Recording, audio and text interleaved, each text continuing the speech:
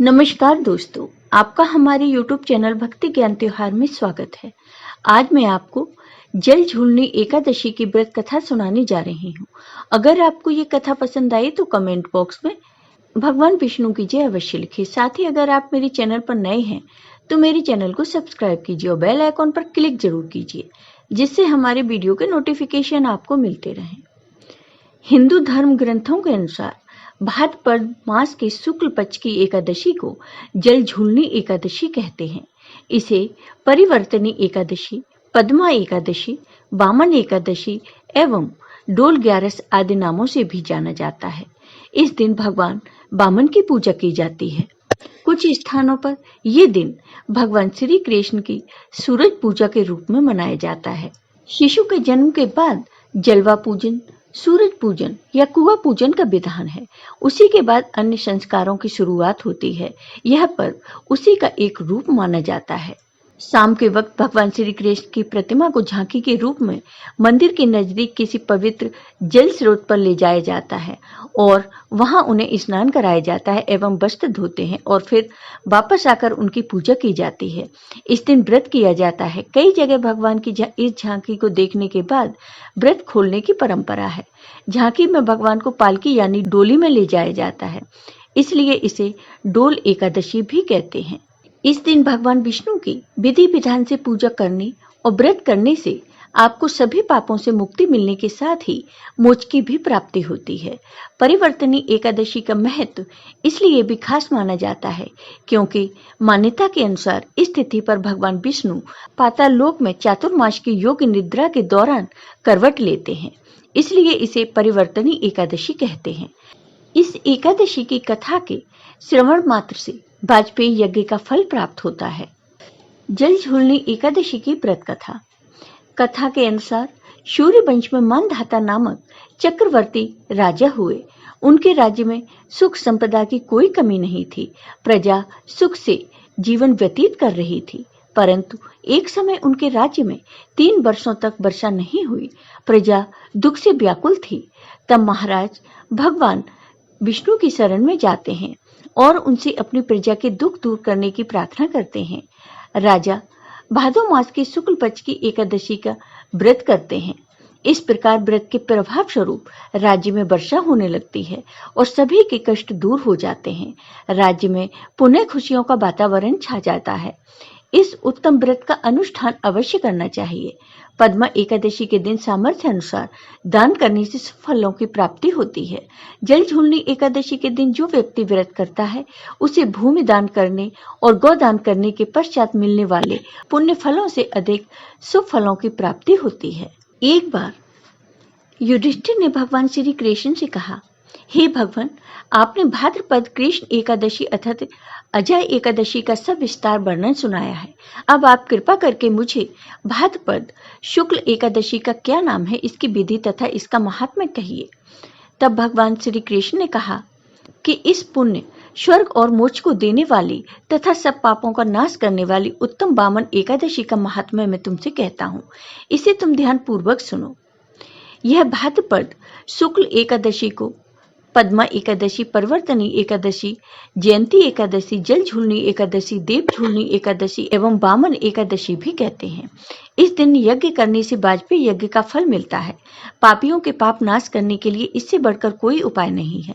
जो मनुष्य परिवर्तनी एकादशी के दिन मेरे वामन रूप की पूजा करता है उससे तीनों लोग पूज्य होते हैं। अतः मोक्ष की इच्छा करने वाले मनुष्य को इस व्रत को अवश्य करना चाहिए। जो कमल नयन भगवान का कमल से पूजन करते हैं वे अवश्य भगवान के समीप जाते हैं। जिसने भाद्रपद शुक्ल एकादशी को व्रत और पूजन किया उसने ब्रह्मा विष्णु सहित तीनों लोकों का पूजन किया। अतः हरिवासर अर्थात एकादशी का व्रत अवश्य करना चाहिए। भगवान के वचन सुनकर युधिष्ठिर बोले, किस तरह राजा बलि को बांधा और वामन रूप रखकर क्या क्या लीलाएं की, चातुर्मास के व्रत की क्या विधि है तथा आपके शयन करने पर मनुष्य का क्या कर्तव्य है, आप मुझे विस्तार से बताइए। तब भगवान श्री कृष्ण ने कहा, हे राजन, अब आप सब पापों को नष्ट करने वाली कथा का श्रवण करो। त्रेता युग में बलि नामक एक दैत्य था। वह मेरा परम भक्त था। विविध प्रकार के वेद सूक्तों से मेरा पूजन किया करता था और नित्य ही ब्राह्मणों का पूजन तथा यज्ञ के आयोजन करता था। लेकिन इंद्र से द्वेष के कारण उसने इंद्रलोक तथा सभी देवताओं को जीत लिया। इस प्रकार सभी देवता एकत्र होकर सोच विचार कर भगवान विष्णु के पास गए। बृहस्पति सहित इंद्रादिक देवता प्रभु के निकट जाकर और नतमस्तक होकर वेद मंत्रों द्वारा भगवान का पूजन और स्तुति करने लगे। अतः मैंने वामन रूप धारण करके 5वां अवतार लिया और फिर अत्यंत तेजस्वी रूप से राजा बलि को जीत लिया। इतनी वार्ता सुनकर राजा युधिष्ठिर बोले, हे भगवान, आपने वामन रूप धारण करके उस महाबली दैत्य को किस प्रकार जीता? तब भगवान श्री कृष्ण ने कहा, मैंने वामन रूपधारी ब्रह्मचारी बलि से 3 पग भूमि की याचना करते हुए कहा, यह मुझको 3 लोक के समान है और हे राजन, यह तुमको अवश्य ही देनी होगी। राजा बलि ने इसे तुच्छ याचना समझकर 3 पग भूमि का संकल्प मुझको दे दिया और मैंने अपने त्रिविक्रम रूप को बढ़ाकर यहाँ तक कि भूलोक में पद, भूलोक में जंघा, स्वर्गलोक में कमर, महलोक में पेट, जनलोक में हृदय, यमलोक में कंठ की स्थापना कर सत्यलोक में मुख, उसके ऊपर मस्तक स्थापित किया। सूर्य, चंद्रमा आदि शव ग्रह, गण, योग, नक्षत्र, इंद्र आदि देवता और शेष आदि सब नागगणों ने विविध प्रकार से वेद सूक्तों से प्रार्थना की। तब मैंने राजा बलि का हाथ पकड़कर कहा, हे राजन, एक पग से पृथ्वी, दूसरे से स्वर्गलोक पूर्ण हो गए, अब तीसरा पग कहाँ रखूं? तब बलि ने अपना सिर झुका लिया और मैंने अपना पैर उसके मस्तक पर रख दिया, जिससे मेरा वह भक्त पाताल को चला गया। फिर उसकी विनती और नम्रता को देखकर मैंने कहा, हे बलि, मैं सदैव तुम्हारे निकट ही रहूंगा।